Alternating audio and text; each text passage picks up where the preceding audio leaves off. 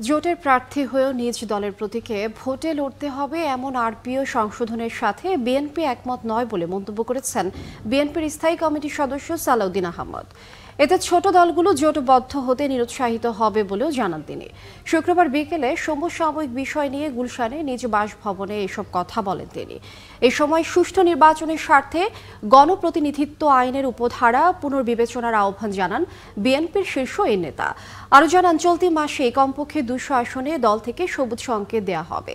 বড় জোট গঠনের প্রক্রিয়ায় নিয়ে বিএনপিতে কাজ চলছে বলেও জানান সালাউদ্দিন আহমদ। জাতীয় সংসদ নির্বাচনে এক বা একাধিক প্রার্থী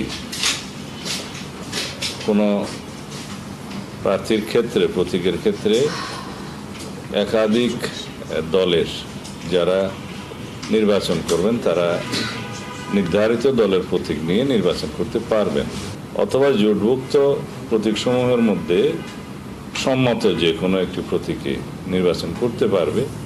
এটা তফসিল ঘোষণার পর একটা নির্ধারিত মেয়াদ আছে, তার মধ্যে চিঠি দিতে হয় নির্বাচন কমিশনকে। এটাই এই পর্যন্ত প্রচলিত নিয়ম।